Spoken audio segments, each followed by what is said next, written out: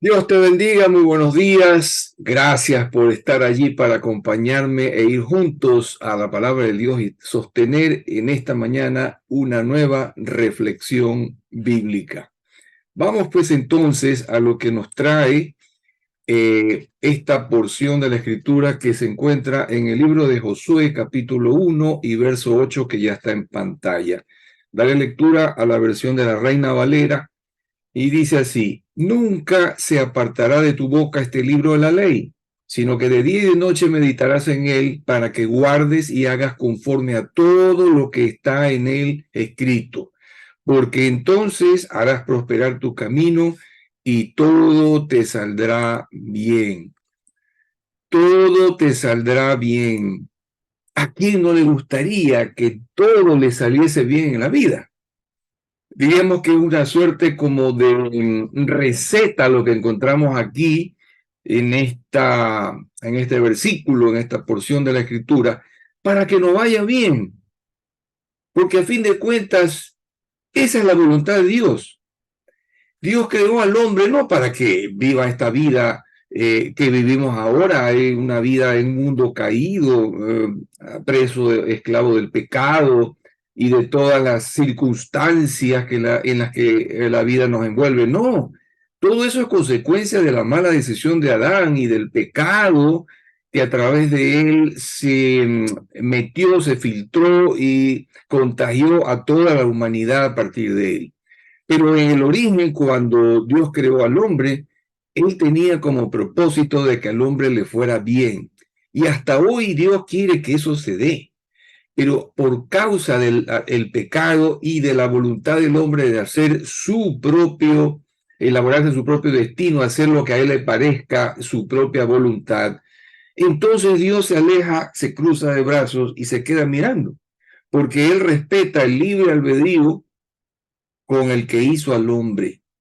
Él no quiere que tú y yo seamos robots suyos ni marionetas.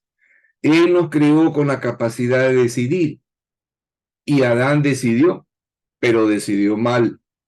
Y como consecuencia de aquello, en estos últimos 5.800 casi años, desde Adán hasta hoy, el hombre está inmerso en una serie de circunstancias de la vida y un mundo caído que le trae adversidades y desgracias.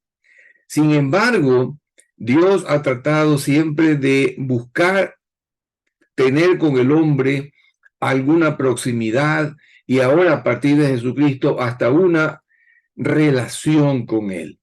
Y trazó un plan maravilloso. Pero aquí encontramos un pasaje del Antiguo Testamento o Antiguo Pacto, en donde el Señor, donde Dios le había dado ya una ley al pueblo de Israel, a su pueblo elegido, para hacer con ellos como un ensayo, digamos, como para moldearlos, para que ellos sean un ejemplo para el resto de la humanidad. Y le dio una receta, una fórmula a partir de la ley, porque el hombre sin Dios y sin ley es como un cabrito rebelde, es como un caballo desbocado que no sabe cómo hacer el bien y si lo hace mal o a medias y su vida puede terminar siendo un desastre. Solamente viniendo a Dios, buscándolo a Él y a través de Jesucristo renaciendo en el Espíritu, es que podemos tener una relación con el Padre y Él nos pone en nuestro corazón el sentido de la justicia, de lo correcto de Dios para vivir en justicia. Pero aquí nos encontramos con un pasaje en el cual Josué está frente a la tierra prometida, la tierra de Canaán, llena de gente y de pueblos paganos, que Dios ya le había dado la orden de que se deshiciera de ellos, porque también ya él se había hartado de la maldad de todos esos pueblos paganos y su cuarto de hora ya estaba por concluir.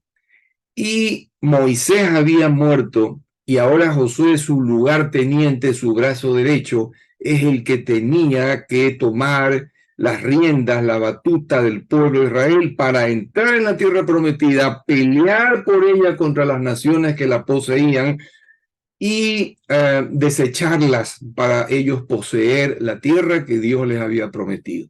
Pero Dios se fijó en que Josué empezó un poco a flaquear, a temblar, a pesar de que era un hombre de fe y un hombre que le creía a Dios. Y por eso entonces le dice, mira que te mando que te esfuerces y seas valiente, etcétera, etcétera. Pero aquí en este verso 8 le da una receta para que a él y a todo el pueblo le vaya bien. Y analicemos lo que le dice. Dice en primer lugar que nunca se apartará de tu boca.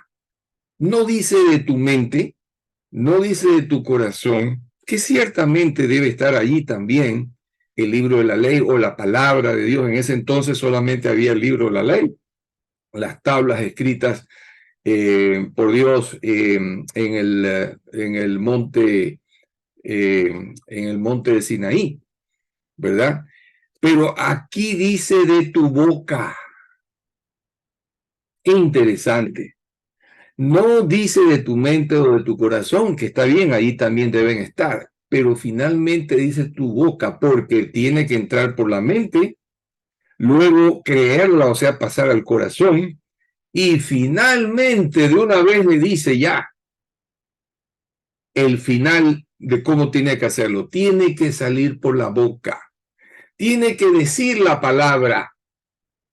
Y cuando haya un problema, él se acuerde de lo que dice la ley. En este caso, para nosotros ya es la promesa a partir de Jesucristo en la dispensación de la gracia. Y podemos decir con la palabra, ¿no? El Señor me manda que no tema y que sea valiente. O no temas porque yo estoy contigo, no desmayes. O también puedes decir, no temas, cree solamente. O cualquier problema que haya, ¿no? Por ejemplo, que haya inseguridad, el ángel de Jehová acampa alrededor de los que le temen y los defiende. La palabra tiene que salir, porque ya primero entró por la mente, bajó y se guardó en el corazón, pero luego hay que hablarla, pues, porque la palabra de Dios es viva y eficaz y produce resultado. ¿Cómo va ella a ser liberada y activada si nosotros, además de creerla, no la hablamos? Cuando la hablamos, esa palabra no volverá vacía, como dice Isaías 55:11, sino que hará todo lo que Dios quiera y será prosperada en todo aquello para que Él la envió. Entonces, la palabra nos fue dada para que nosotros la activemos, la pongamos por obra. Por eso dice, nunca se apartará de tu boca. Tengo que estarla diciendo, tengo que estarla repitiendo después de memorizármela, porque con la palabra es que se hacen las cosas y se resuelven los problemas. Con la palabra fue que Dios creó al mundo. Con la palabra fue que Jesucristo venció la tentación 3 veces cuando el diablo quiso someterlo. Y siempre dijo, escrito está, no solo de pan vivirá el hombre, escrito está. No tentarás al Señor tu Dios, etcétera. Escrito está. Entonces de nuestra boca no se puede apartar la palabra de Dios, que en este caso es el libro de la ley, ahora son las promesas. Y dice, sino que de día y de noche meditarás en él. ¿Por qué razón?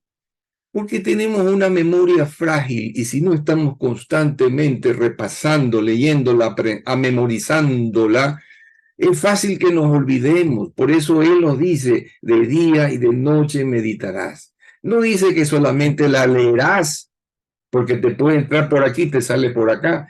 Pero si tú meditas, significa que comienzas a profundizar en qué es lo que significa y cómo la puedes aplicar en tu vida. Y puedes atar cabos de un lado para el otro en la palabra y afirmarla luego en tu corazón. ¿Y cuál es el propósito de todo esto? Aquí dice, ¿para qué? Ahí está el propósito. Para que guardes y hagas 2 cosas. Primero, guardar. ¿Qué es lo que uno guarda? Uno guarda todo lo que uno considera que tiene valor para que no se pierda. Entonces yo guardo una joya, yo guardo alguna cosa que me dejaron mis padres, guardo vajillas de plata para que no se pierdan, entonces las tengo bien guardadas, guardo dinero, si el banco me ofrece seguridad, pues en un casillero, en el banco, siempre se guarda lo que a uno considera un tesoro. Entonces tú tienes que guardarla en tu corazón porque esa es un tesoro. Y al guardarla, entonces tú proteges eso para que no se te escape, no se te pierda, no se te vaya. Eso es lo que aquí dice el Señor a Josué, para que guardes. Y lo segundo, para que hagas. Porque si tú solamente guardas y la sabes aquí y acá, no pasa mayor cosa, simplemente es un conocimiento. Pero si tú haces, significa que la pones en práctica y comienzas a actuar conforme a aquello que tú crees. Porque yo creo que no debo temer, sino creer, entonces yo actúo, ¿no? Y siempre cuando el Señor me dice algo, ¿no? Dice pues que nosotros pidamos y que nos será dado, ¿verdad? Pedir y se os dará, pero también dice buscad y hallaréis, y luego también tocad y se os abrirá. Entonces yo salgo pues a buscar y salgo a tocar puertas, es decir, pongo en práctica aquello que yo creo, en lo que creo. Si no lo digo con mi boca y no hago conforme a lo que yo creo, entonces la palabra de Dios y esa fe que yo tengo en ella es muerta, porque no tiene frutos, no tiene evidencia de que tú la estás creyendo. Y dice que hagas conforme a todo lo que en él está escrito, porque no es que vas a hacer lo que te place o te da la gana, sino lo que está escrito en la escritura. Y entonces tú estás obedeciendo en el momento que haces conforme a todo lo que le está escrito. Obediencia es una clave. Cuando Dios te dice, mira, esta es la receta y la fórmula, tú tienes dos opciones. La crees y la obedeces, o sea, guardas y haces, o simplemente la tienes guardadita y no la pones en práctica. ¿De qué te sirve? Tienes que obedecer. Entonces, el hacer, como dice aquí, hagas, equivale a obedecer. ¡Wow! La obediencia trae bendición.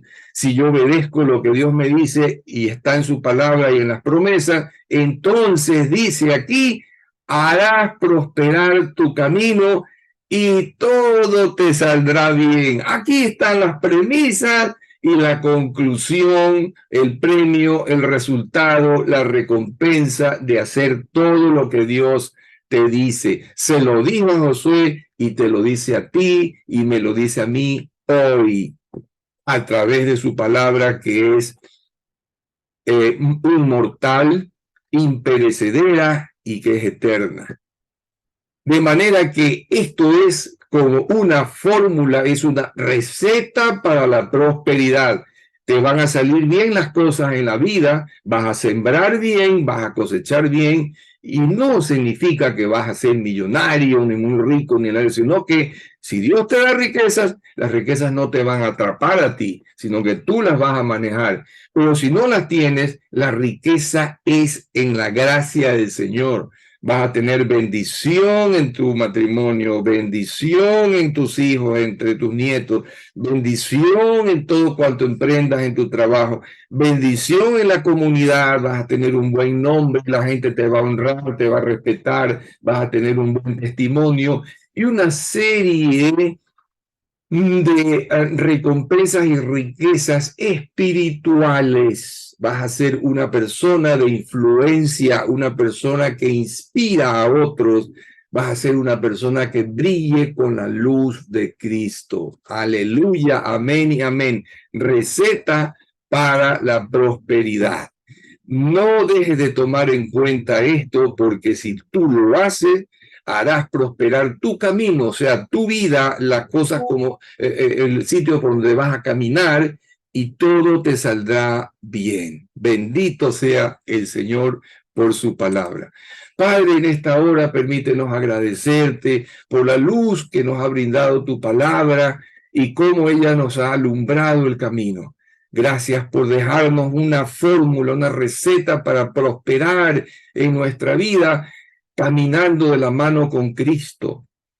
Bendito seas, ayúdanos, Señor, a ser obedientes y cada cosa que nos dice tu palabra, llevarla a cabo, ponerla en práctica, activando las promesas para que ellas nos den resultados en nuestra vida. Padre, nuestro caminar del día de hoy lo ponemos en tus manos. Encomendamos nuestro camino a ti, confiamos en ti y tú harás. Guarda nuestra familia, protege nuestro diario caminar, ayúdanos a ser productivos en nuestro trabajo y en todo, a ser luminarias en medio de la oscuridad que nos rodea, a ser la luz de Cristo reflejada en nosotros para que podamos ser también de guía para otros que están ciegos. En tus manos quedamos y en nombre de Jesús oramos y te agradecemos. Amén, amén y amén. Que el Señor te lleve por los mejores caminos y haga prosperar esos caminos tuyos para que seas un ejemplo para otros. El Señor haga resplandecer sobre ti su rostro y que tengas shalom, paz. Nunca te olvides que el Señor te ama y este tu servidor también. Hasta una próxima. Chao.